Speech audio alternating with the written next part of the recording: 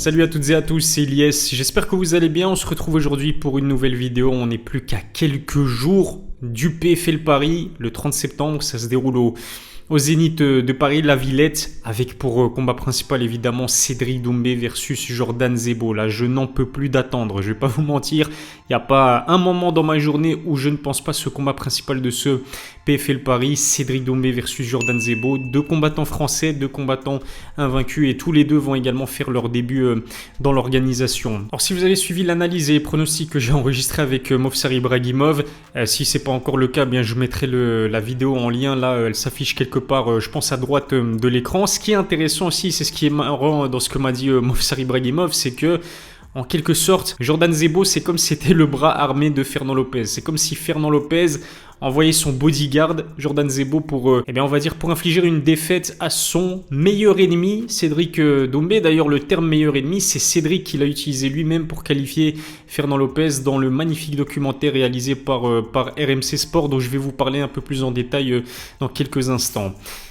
C'est sûr et certain, si Cédric est à ce point galvanisé, à ce point motivé par ses débuts dans l'organisation, c'est parce que certes, on le sait, Cédric c'est un grand trash talker, c'est quelqu'un qui se met lui-même une énorme pression en vantant ses mérites, en affichant sa pleine confiance en ses capacités, en disant qu'il est le meilleur, y compris dans son nouveau sport qu'est le MMA, mais c'est aussi parce que en face il y a Jordan Zebo, en face il y a un disciple du MMA Factory, et que j'ai envie de dire que si Jordan Zebo évoluer sous pour une autre salle, je pense qu'il aurait moins les crocs que parce que Jordan Zebo évolue au MMA Factory, un MMA Factory qu'il a côtoyé il y a quelques années.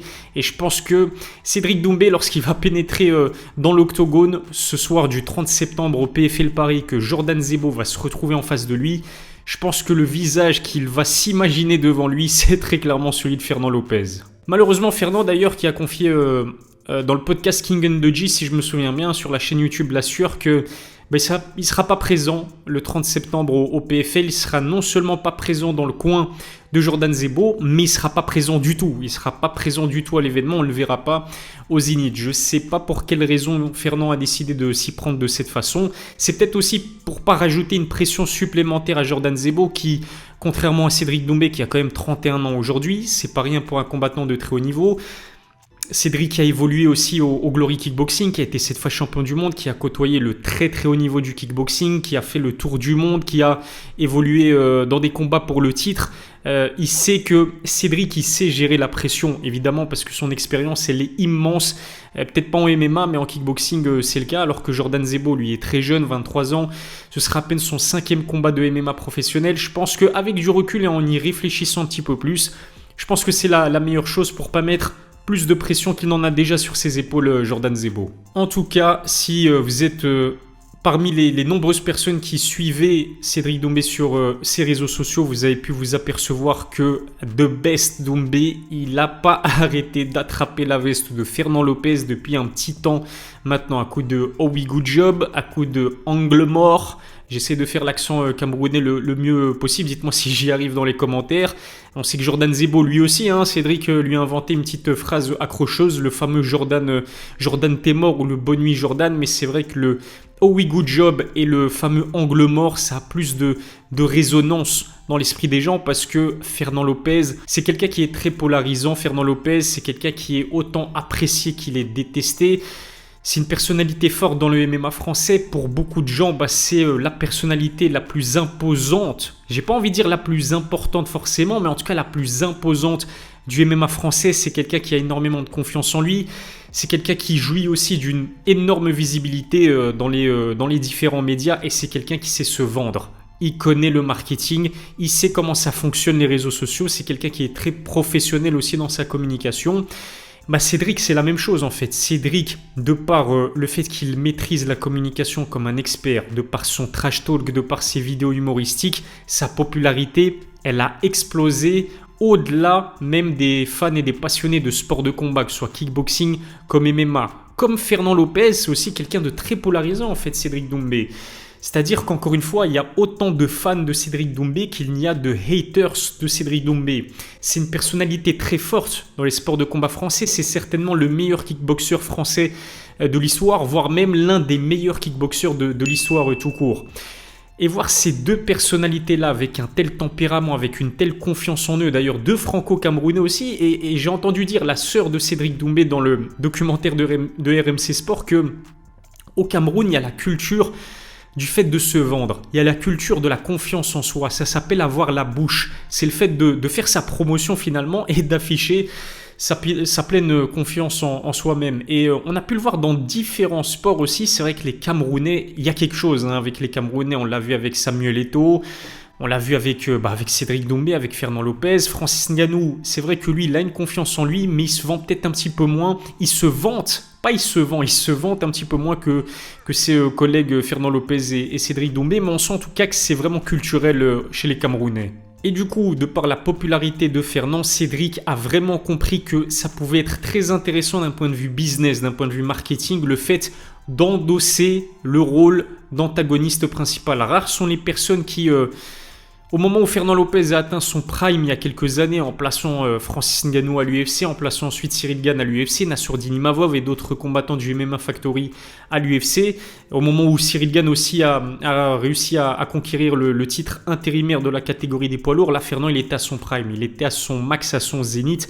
Et rares sont les personnes qui osaient contredire Fernand Lopez et lui dire peut-être ses quatre vérités. La seule personne qui l'a fait publiquement et de manière aussi frontale, c'est Cédric Doumbé qui a compris encore une fois que endosser ce fameux rôle d'antagoniste principal d'une personne comme Fernand Lopez, pour son business, ça pouvait être très lucratif et très intéressant. Il suffit de voir les vidéos de Cédric Doumbé sur sa chaîne YouTube ou sur ses réseaux sociaux dans lesquels il se moque de Fernand Lopez. Ça fait des centaines de milliers de vues. En cumulé, ça fait des millions de vues.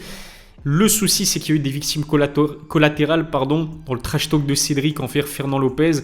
Et ces victimes collatérales, elles se nomment Cyril Gane, elles se nomment Nassourdine Imavov, qui finalement ne lui ont rien fait. Puis il y a aussi Baïsangour Shamsudinov. Mais bon, on sait qu'entre Baki et entre Cédric Doumbé, il y a eu quelques petites tensions parce que ils évoluent dans la même catégorie. Donc le combat était possible à un moment donné, même si maintenant Cédric est au PFL et Baïsangour va disputer le titre à la RES. Là, ça peut se comprendre parce qu'ils évoluent dans les mêmes catégories. Mais le voir s'en prendre, par exemple, à un Nassourdine Imavov ou un Cyril Gane, j'avoue que ce sont des victimes collatérales que je ne comprends pas forcément. La question qu'on peut se poser, mais c'est d'où viennent ces tensions finalement? Pourquoi est-ce que Cédric Doumbé et Fernand Lopez ne s'apprécient pas? Je vous parlais du documentaire de RMC Sport concernant Cédric Doumbé tout à l'heure. Franchement, je vous le conseille. C'est un bonbon, c'est un sucre. D'ailleurs, merci à RMC qui a utilisé plusieurs passages de mes vidéos pour illustrer certains de mes propos. En fait, les tensions, elles démarrent finalement dès 2018. 2018 qui est la date en fait où Cédric Doumbé décide de faire un passage au MMA Factory. Je pense que c'était un passage éclair. Il décide de voir comment Fernand Lopez s'y prend, comment ça se passe au niveau des entraînements dans la salle du MMA Factory. Et ce qu'il dit, Cédric Doumbé, dans ce documentaire RMC Sport, c'est que il n'est pas fan non seulement de la salle, mais également de la qualité des entraînements. Et surtout de Fernand Lopez. Il n'apprécie pas Fernand Lopez, il n'apprécie pas sa personnalité, son tempérament. Et ça nous est tous déjà arrivé. On croise des personnes avec lesquelles ça ne clique pas, ça ne matche pas, il n'y a pas de feeling. Au contraire, on ne sait pas pourquoi, on ne saurait pas l'expliquer. C'est, c'est du feeling en fait, c'est du feeling, il y a pas d'affinité avec ces personnes-là et c'est exactement ce qui s'est passé avec Cédric Doumbé lorsqu'il a fréquenté Fernand Lopez. Il décide de ne pas signer pour le MMA Factory finalement. Je pense que Fernand a été de manière très rapide aussi son manager, mais ensuite Cédric a décidé de faire ses valises en quelque sorte et de quitter le Management Factory et le MMA Factory. Il y a un proverbe arabe aussi qui dit qu'un grand parleur, un beau parleur n'aime pas en rencontrer un autre, et je pense que ce proverbe peut expliquer en quelque sorte la raison pour laquelle Fernand et Cédric ne s'entendent pas. Je vous le disais tout à l'heure, les deux ont une confiance extrême en leur capacité, tous les deux dans un domaine différent, le coaching, le management pour Fernand, et la bagarre, le combat du côté de Cédric Doumbé. Mais au-delà de leurs différends, il faut dire qu'il y a quand même des points communs entre les deux. Il ne peut y avoir qu'un seul loup dans une bergerie, il ne peut y avoir qu'un seul coq aussi dans un poulailler. Le fait d'avoir deux personnalités aussi fortes comme Cédric Doumbé et Fernand Lopez, et en sachant que Cédric, il n'a jamais eu vraiment une équipe attitrée, en kickboxing en tout cas c'était son cas, où il vaguait de salle en salle.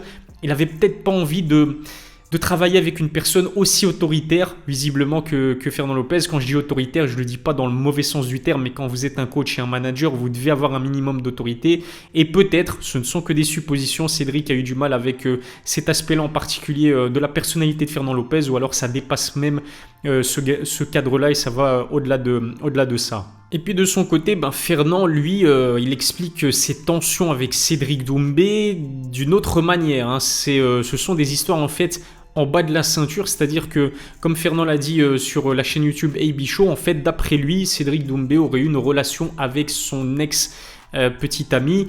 Est-ce que c'est vrai, est-ce que c'est faux? Que ce soit les propos de Cédric Doumbé ou les propos de Fernand Lopez, on ne le saura jamais, malheureusement. On ne saura jamais qui dit vraiment la vérité. Je pense qu'il y a les pros Fernand Lopez qui le croient, il y a les pros Cédric Doumbé qui croient aussi Cédric Doumbé, et puis il y a les personnes qui, comme moi, essaient d'être un maximum objectives et qui, de manière très humble, vous disent que j'ai pas les infos sous la main et que malheureusement, ce ne sont que des suppositions, qu'on ne saura vraiment jamais la vérité. En tout cas, cette version-là, hein, le fait que Fernand Lopez disent que Cédric a une histoire avec son ex-petit ami, ça a été également démenti par Cédric Doumbé. Et toujours dans ce documentaire sorti par RMC Sport, on a vu aussi que Fernand, il a envoyé son lot de piques à la destination de Cédric Doumbé en disant que effectivement Cédric remettait en cause les qualités de l'entraînement au MMA Factory. Alors Fernand il répond en disant que Cyril Gane est venu quasiment au même moment que Cédric Doumbé au MMA Factory et que le premier a fini à l'UFC au top niveau dans la catégorie des poids lourds, a été champion intérimaire, a obtenu 2 title shots, alors que Cédric Doumbé de son côté, il va à peine faire ses débuts au PFL alors qu'il a 31 ans maintenant. Ce qui est sûr, c'est que ces deux-là, c'est le divertissement total. Franchement, j'ai envie de remercier Cédric Doumbé et Fernand Lopez parce qu'ils nous vendent cette affiche entre Cédric Doumbé et Jordan Zebo de la meilleure manière qui soit. Cédric Doumbé tente de déstabiliser Jordan Zebo psychologiquement depuis un petit temps maintenant. Ce qu'il faut dire, c'est que Jordan, je le trouve plutôt zen et relax. Il prend le tout avec le sourire, même quand Cédric a décidé de lui livrer un matelas directement au MMA Factory parce que, selon Cédric, il va s'imposer sur un KO dévastateur et que Jordan aura besoin de repos après. Raison pour laquelle il lui a livré un lit et un matelas. Jordan, contrairement à Myrtle Grunart par exemple, il a pas mal, il a bien encaissé, j'ai l'impression, le trash talk de Cédric Doumbé. En tout cas, comme tous les combats, ce sera avant tout une guerre psychologique et celui des deux qui saura le mieux gérer la pression sera celui des deux qui sera le plus à même de performer au maximum de ses capacités. Voilà pour cette vidéo. Abonnez-vous à ma chaîne, activez la cloche pour recevoir les notifications, lâchez un pouce bleu, c'est très important. Je vous remercie de m'avoir suivi. Je vous donne rendez-vous très vite pour une nouvelle vidéo. D'ici là, prenez soin de vous.